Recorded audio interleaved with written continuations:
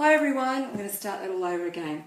Now, I had a few little things that happened now, and this is about being raw and out there. Broadcasts always do that. Yeah, so tonight I have with me Auntie Mal. Now, the question that I ask is, how did you get the name Auntie Mal without having me here for half an hour telling me? Because we all know that, you know, you love to tell story and give lots of detail, and so these have to be kind of short, sweet, straight to the point because we've only got 30 minutes. I'll try. I'll do my best. So Auntie Mal, how did that come about? Many, many years ago, my race team and I were practicing pit stops for a 6-hour endurance race. We'd started at 8 o'clock at night in the sponsor's workshop, and it was now 3 o'clock in the morning, and we were trying to remove both wheels and replace both wheels, all the brakes, the chain, the sprockets, and 16 litres of fuel in the tank. And this had gone on and on and on and on and on for a very long time, for many hours, and the guys finally did a personal best, and then I said, it's not good enough, and at that point there was a revolt. They grabbed me, they put me in a chair, and they spun me around, they did me up with race tape, they flung me around this workshop, which was a big space, quite fast and scary. And in the end they stopped, and I said, come on guys, let me out of here. If we don't torture ourselves here, the opposition will do it on race day. And they all got in my face and screamed at me and said, you're just always never satisfied. You want every little thing, every little grain of sand, every little drop of blood. You're worse than an old woman. You're like a bloody old auntie. And that stuck. Auntie Mal. So from that moment, you've been Auntie Mal. But they could do all of that and get going again and do what most teams couldn't do in a minute. We could do in 27 seconds, and they won the race, which was a real first. It was obviously motorcycle racing. It was, yeah. Yeah, and I know that your history, going back there, that one thing that I noted on our title today is that you've lived through, you've lived through 2 head-on collisions. One as a motorcyclist. Yep. And one with a motor vehicle. In a car, yeah. Yeah. Wow. So, how long ago did that happen? Which one came first? The motorcycle one was a motorcycle to motorcycle head-on collision on the road. Wow. And actually, the guy that hit me was a mate of mine who didn't realise that the road was a 2-way street. And he actually had his wife on the back. Oh dear. And was using the corner in a traditional racing line sense. I had been sent by some others to go back up a hill to check a campsite where we had previously camped, and the 2 incidences coalesced and turned into an accident, and he and his wife got the train back to Sydney. I couldn't ride my bike anymore because I had a broken collarbone, and I nearly missed him, but I did stick the front axle of my bike through the crankcase of his motorbike, and it was a bit of an Which issue. means nothing to me, I'm a girl, but I think that's, you know, well, the guys watching this will know what it's all about. They failed to proceed, but he was pretty upset, obviously. I could have done without it. But, yeah, a broken collarbone. Yeah, surgeon said, lift up your arm. And I said, no worries, and tried to. And everything went swimmy and horrible. Oh. So he said, you've got a broken collarbone. Here's a packet of painkillers. Don't be such an idiot. Don't they operate on a collarbone? They can do if it's very, very important, but they just like to let them heal up. So how long did that take before it healed? About 8 weeks, 6 to 8 weeks. But that's pretty tough. I was in a remote location, and we were on our way to other places with a group, and so I then jumped on the back of another rider and went to the pub that we were heading for. With a broken collarbone? Yeah, but I had the painkillers, so I Oh, was so strapped that made it up. all right. I was Then you got to the strapped up, pub and got more and pain then, relief. well, the thing is, brandy's good for you, so I was okay up until about lunchtime the next day, and it was only then that I realised that it wasn't a lot of fun, but I was very lucky. I mean, we were all very lucky. Yeah. They were very lucky. His wife went for a big Superman fly through the air. Ooh. And if he hadn't have been so far over on my side of the road, honestly, it was down to about 4 inches. And Gosh. if I hadn't have managed to do that, because he was blind as he came over the top, and I was going up the hill, so I could see and he couldn't see. Unfortunately, I was just 6 feet closer to the crest of that hill. If I'd have been even a foot further away, we would have just missed, But you didn't. But and we then we didn't, go so- to the motor vehicle head-on. So how The long motor ago was vehicle that? Or how long after that? That was in the very early 80s. That would have been about 1980, that one. Then in 84, I had a big racing accident, which was not obviously on the road, only one bad one in 7 years of doing that. And in that one, we had a technical problem, and that happened in practice and should never have happened. And I was very, very lucky to survive that. Very, very lucky to survive that. And it was 6 years after that I had the one in the car going from work into Sydney town to take some paperwork for a customer to sign, and a guy coming the other way that was working 3 jobs, I think at the time, just fell asleep at the wheel. Drugs and alcohol not a part of the scene at all. Speed not a part of the scene, and it shut. Just tired. Just fell asleep. Yeah. Unfortunately, he got the steering column through the chest and was killed. Oh, no, really? And young policeman that helped save my life, because I just filled up my car to the brim with petrol, and I couldn't reach the ignition switch. And he actually visited me in hospital and said, "Do you remember what went on?" And I said, "Oh, look, it comes and goes, So he reminded me about that, and I couldn't reach the ignition switch because my right arm was smashed up, and I had a bit of a motorsport background, and you're always frightened of fire. And I'm telling him, turn the ignition off, So he reached in and did that. But the reason I mentioned the motorcycle racing one, which was in a completely different environment, was that in that accident, I jumped off, and I use the word in inverted commas, I jumped off at over 200 kilometres an hour when it let go.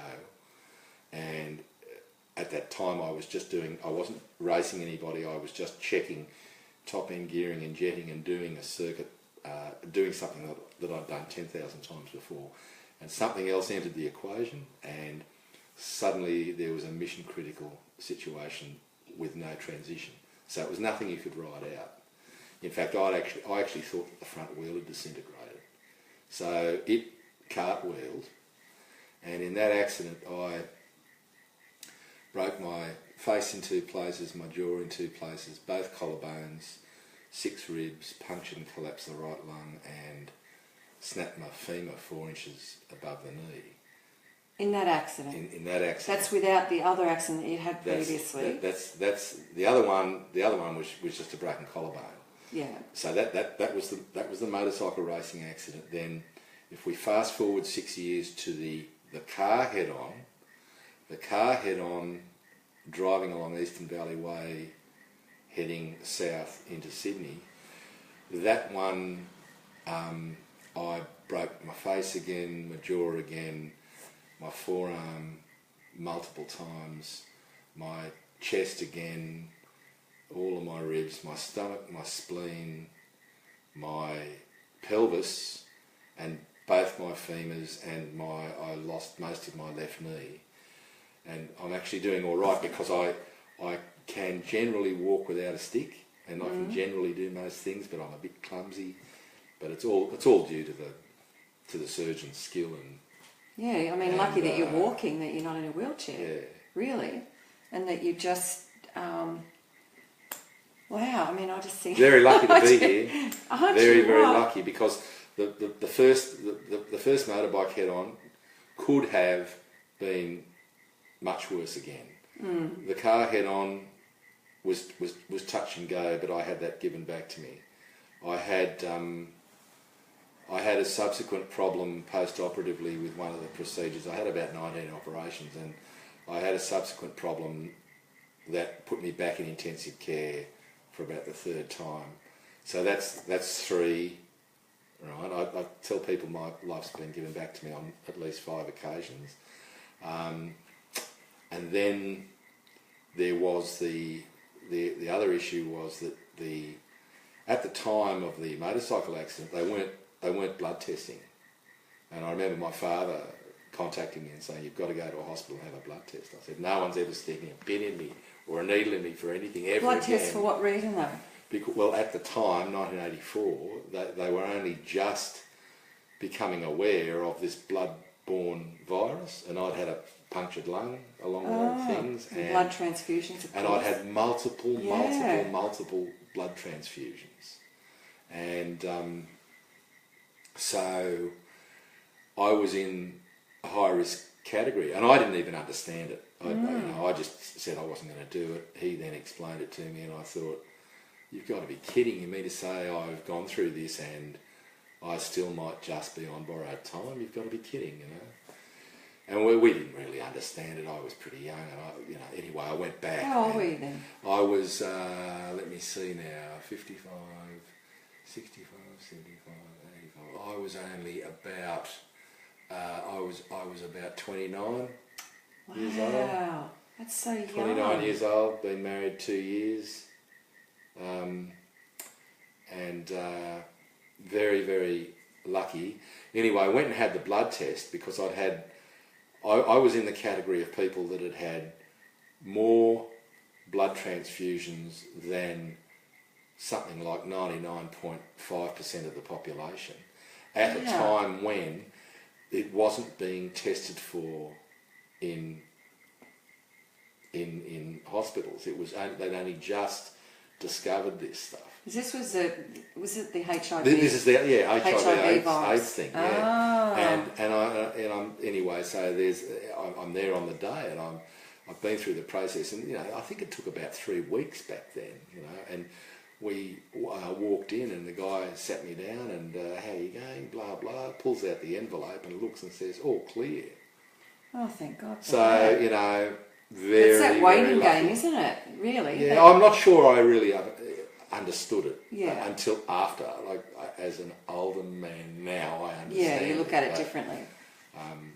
So I've been exceptionally lucky. I really have been. You hear about people that have been struck by lightning, and some of them have been struck by lightning more than once. Yeah, that's crazy. Well, I've had it happen to me on 4 or 5 occasions in a different sense, and I've been delivered every time, and I'm just. And you still ride a motorbike, and you still drive a car.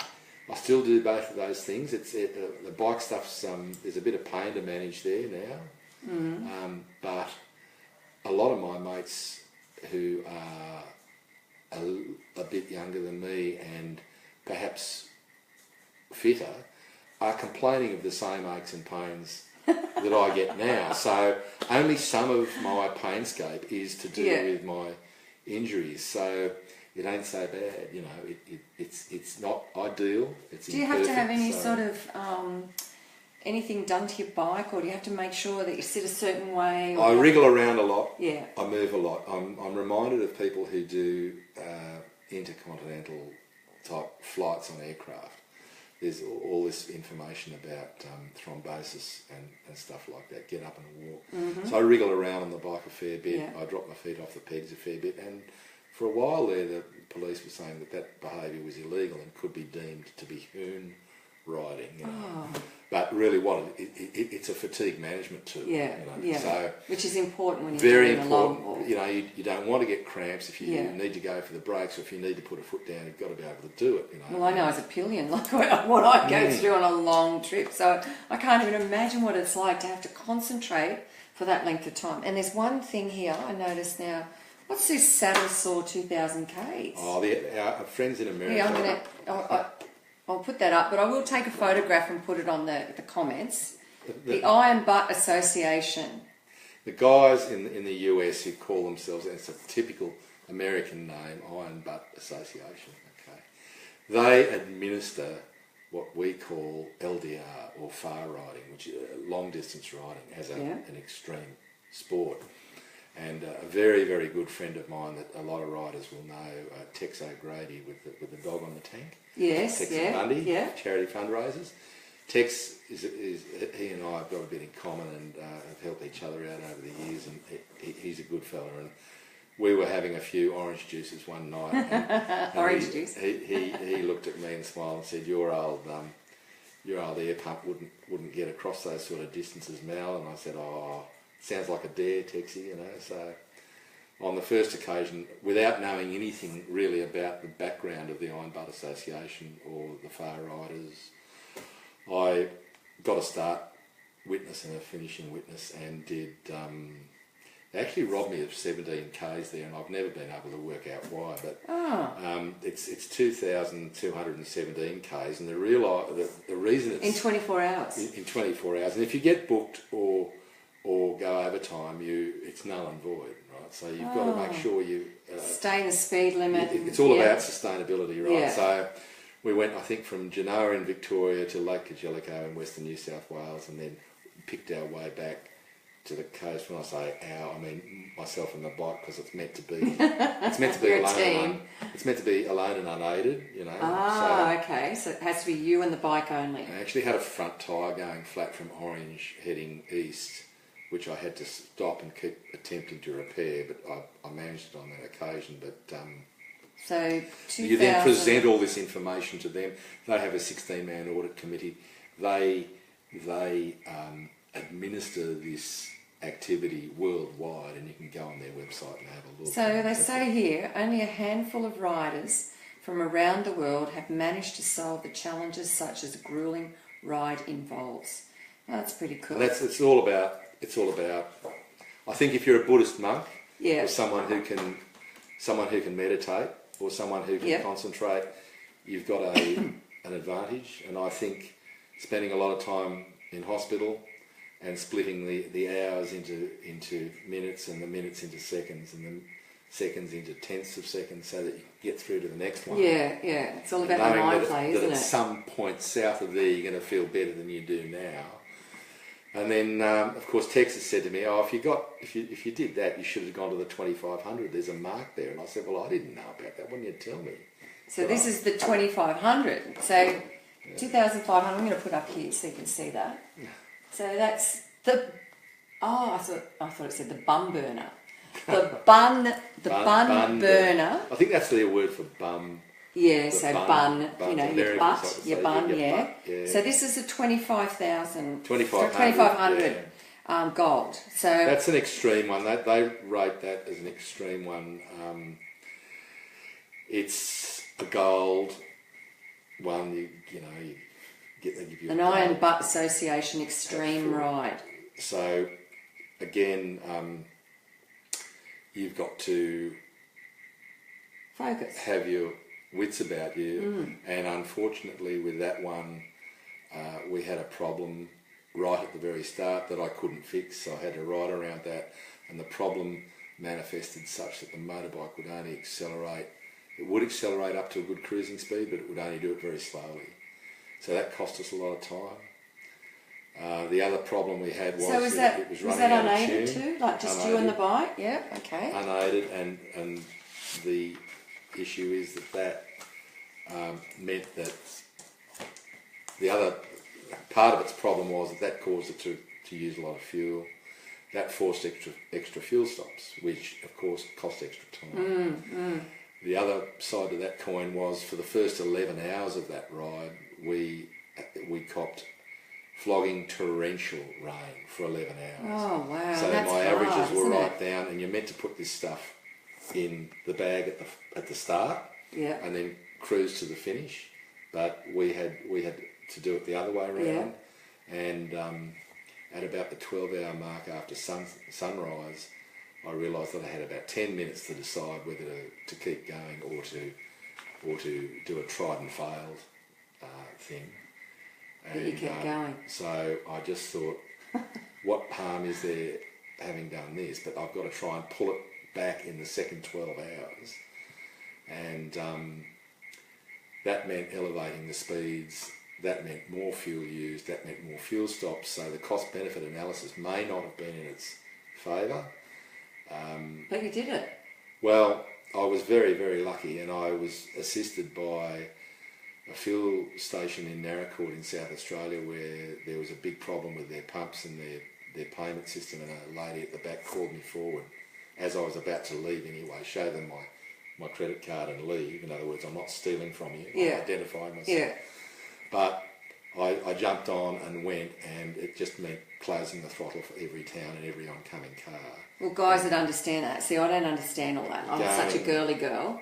And I'm not even going to go into that now because we'll be here till the end of next week trying to explain to me and for me to try and get it, and I don't get it. Well, after 24 hours, the thing is, with it being absolutely line ball, and because of the bad weather that had come down from Queensland, it actually meant that we had changed our route to the one that we now use, trying to avoid that weather, which was only partly successful. I got into Mount Gambier and staggered up the stairs and screamed at the guy behind the counter, "Sell me that chocolate donut and process this car." And he turned out to be a Breakfast of rider. champions. And because it locates your geographic position and a time when that transaction takes place. And I think it was something like, I think I made it in the 24 hours I made it. Oh, that's awesome. That's like just 1 minute, 47 seconds or something, less than 2 minutes. And I know, we're coming to the end of the show, but one other thing that I've got here, now I'm just going to put this up here too so you can see it properly. Now, you were actually producer of this, is that Yeah, that was a correct? little project that we did with... So we'll put a photograph up later on in the comments of all these things so you can have a little look. But now Wayne Gardner, number one for 87 interview. Yeah, well, Wayne was headed for his first World Championship, and he graciously assisted us because although we had resources, you never have enough resources when you're doing this stuff. And it's an Australian thing. It was the world's first motorcycle magazine on video. Oh, wow. And How so, cool is that? yeah, but it's a long time ago. Yeah, 1987. These days it's so easy to get a it was dash innovative. cam and do it. But back in those days, we were doing that at television standard, and it actually won its class in infotainment at the Cannes Film Festival. So. Oh, well, there you go. But so what? It was nice, but so what? You did it. Yeah, with the quality. That's the thing. We were happy, and I guess too, when you're travelling, and I mean, I've travelled with you at times and noticed that, the pain that you must be going through, because I know myself being a pillion, just how hard it is too, going on some of these trips and that. But you just keep getting on there and you just keep going. And I think it's about, to me, I look at you and I think, well, you know what, there is someone that just never, ever gives up. And, the way I look at it is you just don't seem to give up. You just keep at it, and you just keep at it. Well, that's a lovely compliment. I wish I was worthy of it, but I think the reality is I've tried giving up and it doesn't work. No. And I think counterintuitively it's easier if you don't. But I tell you what, I've had an awful lot of help. An awful lot of help and an awful lot of support from very, very generous people, and as well as that, very talented medical professionals that have, helped me stay as viable as somebody as broken as Yeah. they can stay. So Yeah, and that's fantastic, I'm isn't very, it? very lucky. Very blessed lucky. in that way that we've got that technology. Yeah, absolutely. And that calibre of surgeons that can do that sort of thing. Because, I mean, if this was sort of 60 years ago or 70 years ago, you may not... survived. Yeah, that's right. And then you're here to tell the story. So I'm just going to read off a little something here. I know Mel laughs at this, but this is something that was sent through and it just had a few little bits and pieces. And I'll ask you one question about it at the end. But so we've got here, founding member of the Mescal Maniac Motorcycle Club, and we'll get back to that in a minute because I've got no idea what that is. Former editor at Australian Motorcycle News and a contributor to most other Australian magazines, including Cycle Talk. And I know we've got Nigel from Cycle Talk being interviewed in some weeks. Producer of the world's first video, MC Magazine Video Cycle, which is a video that we just talked about. Former delegate to the Motorcycle Council, Right. Motorcycle Council for the Ducati Owners Club, New South Wales. Racer and race manager of the Ducati Bears F1 racing team and life member of the Bears Australia Motorcycle Racing Club. Consumer advocate, iron butt long distance rider, I love that title. 3 times president and life member of the Ducati Owners Club of New South Wales. Thunder Rally original, author, journalist, goat lover, and supporter of the Royal Ride Rehabilitation Centre. So, is goat lover something that we should wait till another interview to... I think it's best. Yeah, I think... It was only one goat.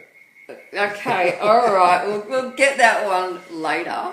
But looking at everything that you've done in life and where you are right now and how wonderful life is for you, I'm sure there'd be other people watching tonight that perhaps have experienced accidents and things like that have had surgery due to a bad motorcycle accident or a car accident, or know of someone that have lived in that situation, and maybe they're sitting at home and they just need a glimmer of hope, because to me you're a very positive person and very jovial, and you certainly make a crowd feel great and happy in a situation. And I'm thinking that, is there something that you could offer, a couple of minutes, if you could offer something to someone sitting at home right now, you know, a little word of hope, that not to give up, or, you know, so you can look at the camera there and leave a little message to someone that maybe is sitting home right now,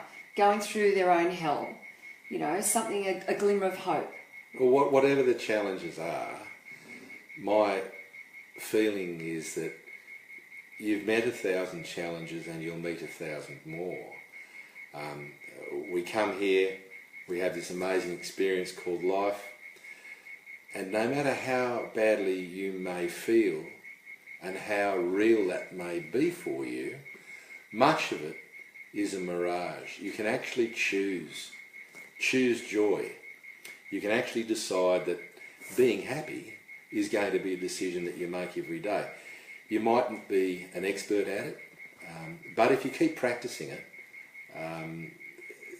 there's more chance that you will use it as your default position. That doesn't mean to say that you downgrade and undermine your reality, but if you have a choice to keep going and to know that at some point south of here it's going to be better, and you believe that, you will make it true. I think Henry Ford once said, if you, in typical American parlance, if you think you're a winner or you think you're a loser, you're right either way. And I guess that means that it's really up to us. And you know, you can ask the universe for assistance. If you're a religious person, you can take that route, but it's there for everybody. Never ever give up on yourself. You're allowed to feel miserable. You're allowed to feel desperately unhappy, but you're also allowed to know the universal wisdom is it does get better. And I've been at rock bottom. It happens when you've been carved up and you're full of all sorts of morphine-based painkillers, but just keep going. The sun rises tomorrow, the birds sing, the fish swim. Oh, no matter how we feel, join onto it and be happy. And I'll just, some of the people that have joined us, I'd like to honour them and say thank you too, because without their support, this show wouldn't be going to the extent that it's going now, and it's just growing at such a great rate. Excuse me. So I'm going to say thank you, Jackie Saunders. Thank you, Peter McKenzie, or Macca. Thanks, Shireen Smith. Thank you, Reese Livermore, Larry Lowe, Kim Price, Denise Martin, Rachel, Julie Edwards, Sarah Van Dyke. Thank you so much. They're just some of my supporters that each and every week, I know I can't mention everyone, but, you know, thank you so much for supporting me and my dream, because this is my dream and I'm living it and you can live it too. So tonight my message is, no matter what, don't give up. Know that there's an answer somewhere, or there's someone you can call, ring Lifeline, go and get help. There are so many different organisations that you can go to.